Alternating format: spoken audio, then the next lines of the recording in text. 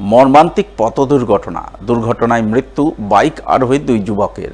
মঙ্গলবার সন্ধ্যায় ঘটনাটি ঘটেছে মালদার পুখুরিয়া থানার পীরগঞ্জ বটতলী স্ট্যান্ডে। জানা গেছে, যাত্রী বোঝাই ম্যাক্সির সঙ্গে বাইকের মুখোমুখি সংঘর্ষ হয়। তার ফলে ঘটনাস্থলেই প্রাণ হারায় বাইক আরোহী শেখ জামিদুল এবং শেখ সাজুল নামে দুই যুবক।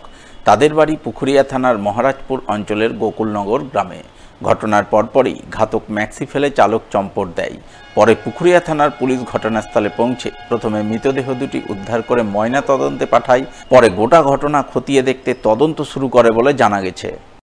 মালদার ওই দিক থেকে একটা ম্যাক্সি আসছিল, আর এদিক থেকে নগমারের দিক থেকে পীরগঞ্জের দিকে যাচ্ছিল বাইকটা, খুবই স্পিডে ছিল, আর সরাসরি গিয়ে ম্যাক্সির সঙ্গে ধাক্কা লেগে গেল। বাইকে কজন ছিল? দুইজন ছিল। তাদের অবস্থা কেমন রয়েছে? তো এটা স্পট ডেড, দুজনেই মারা গেছে। আমরা এখানে ছিলাম বসে, আমরা অনেকজনই ছিলাম এখানে। তো খুব স্পিডে আসছিল, করে শব্দটা হচ্ছিল, আর সরাসরি মেরে দিল। দামি সাইকেল কিনে না দেওয়ায় অভিমানে গলায় দড়ি দিয়ে আত্মহত্যা করল অষ্টম শ্রেণীর এক স্কুল ছাত্র। ঘটনাকে ঘিরে শোকের ছায়া নেমে এলো মালদার বৈষ্ণবনগর থানার খেজুরিয়া নিউ কলোনি এলাকায়। জানা গেছে, মৃত স্কুল ছাত্রের নাম অভিরূপ সাহা, বয়স 14 বছর।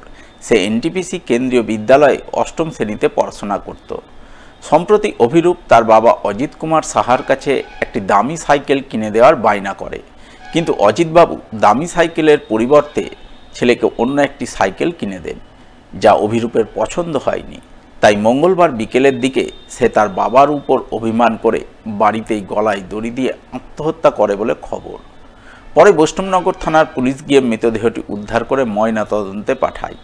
পাশাপাশি গোটা ঘটনা খতিয়ে দেখতে পুলিশ তদন্ত শুরু করে বলে জানা গেছে। সেটা অ্যাকচুয়ালি খুব পড়াশোনা খুবই ভালো ছিল, তো এমন শান্তশিষ্ট ছিল, কোনোদিন পাড়ার কোনো ছেলে টেলে কারোর সঙ্গে কোনো ঝামেলা। একটা সাইকেল চাইছিল বাবার কাছে। সাইকেলটা ওই আজকাল ডিস্ক ব্রেক উঠেছে না, দামি সাইকেলটা। তো ওই সাইকেলটা বাবা বললো যে না, এখন কদিন পরে নিয়ে দেবো, আমার বিল টিল হোক নিয়ে নেবো, এখন তোকে আপাতত একটা ওই রকমই সাইকেল নিচ্ছে। এই শুনে ওর বাবা স্নান টান করে ওকে খেতে বললো, আর ওর মাকে ও আবার মোবাইলে কীর্তন দৌড়িয়ে ওর মাকে কীর্তন শুনতে দিল, আর ও ঘরে ঢুকে দরজা বন্ধ। মুহূর্তের মধ্যে কিছুক্ষণের মধ্যে ওর বাবা স্নান করে উঠে খোঁজাখুঁজি করছে যে ওকে যে খোঁজাখুঁজি করছে, খুঁজতে খুঁজতে তারপর দেখছে ঘরের দরজা বন্ধ। পরে আবার জানলা ভেঙে যখন দেখলো, খোঁজাখুঁজি করে দরজার এক সাইডে গলায় গামছা মশারির কাঁটাতে ঝুলছে।